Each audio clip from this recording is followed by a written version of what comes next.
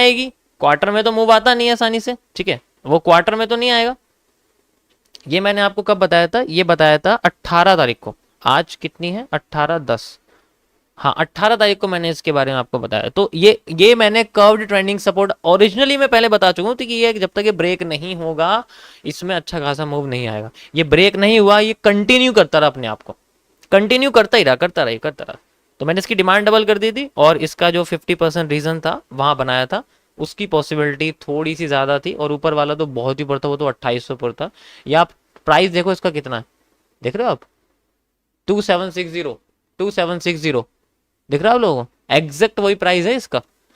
क्यों, जब तक ये अपनी या तो अपनी 100% डिमांड पूरी करो भाई, या अपनी 50% डिमांड पूरी करो, 25-30 का कोई मतलब नहीं बैठता। उसे मेरी भाषा में मैनिपुलेशन कहते हैं। डिमांड पूरी होने से पहले गिरावट मैनिपुलेशन है, अगर वो ज्यादा हो गई, अगर वो नहीं होती तो वो फेक आउट होता है, ठीक है, वो फेक आउट होता है। अब ये जो हिस्सा था ये वही है, ठीक है, ये वही हिस्सा है जो फेक आउट का आपको यहां दिख रहा है।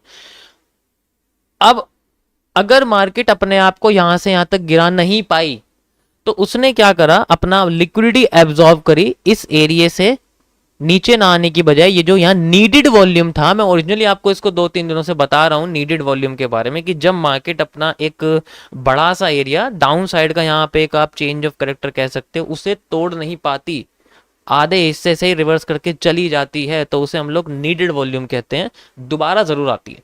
और जिस टाइम वो आती है तब हमें मिलती है एक कौन सी कैंडल, जल्दी बताओ हमें कौन सी कैंडल मिलती है, एक आईएफसी। डिपेंड करता है वो मूव किस साइड आ रहा है, अगर वो डाउन साइड आ रहा है तो हमें रेड आईएफसी मिलती है, अगर वो अप साइड जा रही है तो हमें ग्रीन आईएफसी मिलती है।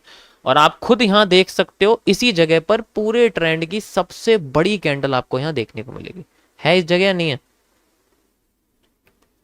समझ आया। बस अब हमारे लिए यही कैंडल है जो सेंट्रल एरिया की तरह रिएक्ट करेगी, इसी के बेसिस पे मैं सप्लाई को ऊपर नीचे से मेजर करूंगा। So this is the central area, high and low.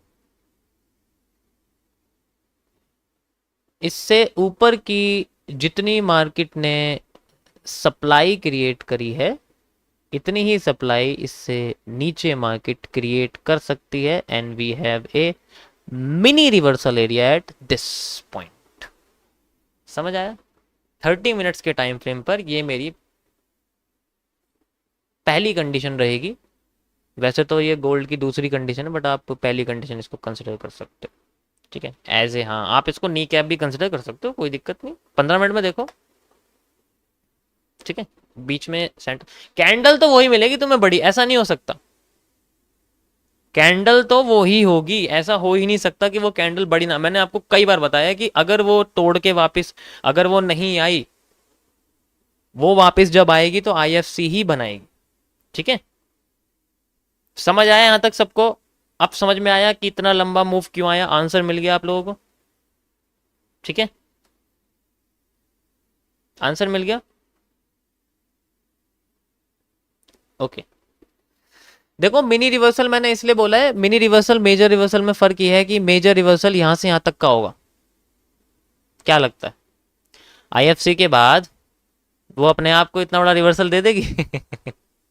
खुद सोचो थोड़ा सा, ठीक है, सोचो थोड़ा सा, ये होता तो आईएफसी मतलब इंस्टीट्यूशनल फंडिंग कैंडल, एक ऐसा मूव जो फर्म्स के द्वारा आता है जब वो मार्केट में किसी ऐसे की पॉइंट पर अपने एसेट्स को बेचते हैं या खरीदते हैं जो मार्केट के बड़े टाइम फ्रेम पर ब्रेकआउट या ब्रेकडाउन को क्रिएट करता है। आसान भाषा में बड़े टाइम फ्रेम के चेंज ऑफ कैरेक्टर को तोड़ने वाला एक मूव आईएफसी की कैंडल के थ्रू दिखता है, जो कि हमें पता लगता है कि वो किसी इंस्टीट्यूशन या फिर किसी बड़े इंडिविजुअल इन्वेस्टर के किसी बड़े एसेट को बेचने या खरीदने के बाद आया। हम इसे दूसरी भाषा में एक इलिक्विडिटी भी कहते हैं, ओरिजिनली आपको बता चुका हूं मैं, ठीक है। पहली कंडीशन मेरी ये रहेगी अकॉर्डिंग टू गोल्ड्स के 30 मिनट्स के टाइम फ्रेम पर mini reversal area, 30 minutes time frame, okay.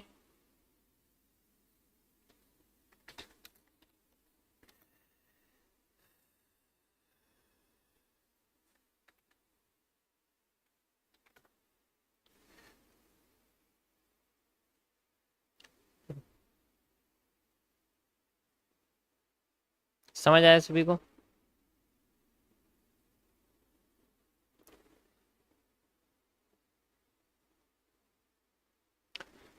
और इसमें मेरी तरफ से कोई एनालिसिस नहीं है, क्योंकि ओरिजिनली बहुत बड़ा ब्रेकडाउन है, तो डबल सप्लाई है। अगर आप ये भी मेजर करोगे तो इसके हिसाब से भी मार्केट में जो सप्लाई है वो डबल है।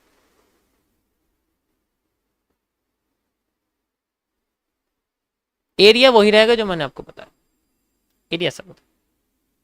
ओके। सो डबल सप्लाई हम लोग इसको कह सकते हैं पिछले वाले मूव, क्योंकि वो एग्रीगेट मूव दे रही है, पहले वाला भी दे रही है और उसके बाद भी दे रही है। ठीक है।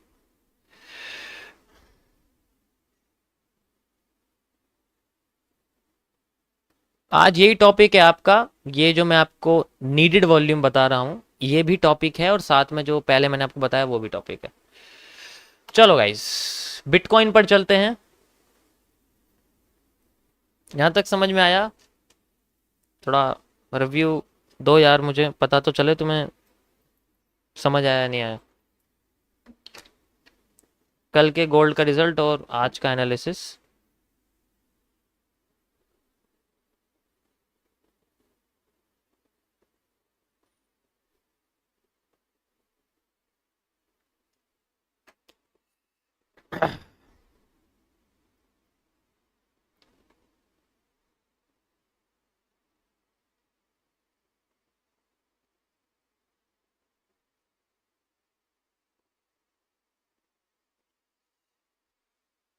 Thank you, thank you.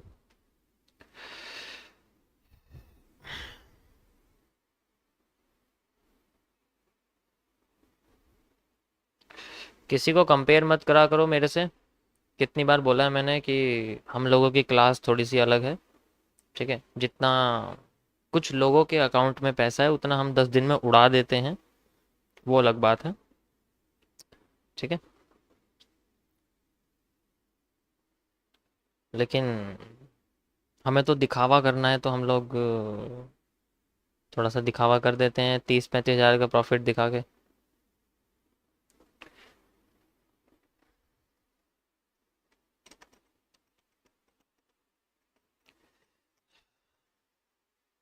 Okay guys, थोड़ा सा वेट लेते हैं, थोड़ा सा वेट लेते हैं 1 मिनट का। ठीक है, उसके बाद मैं आपको इसका गोल्ड का एनालिसिस करके बताता हूँ आगे का।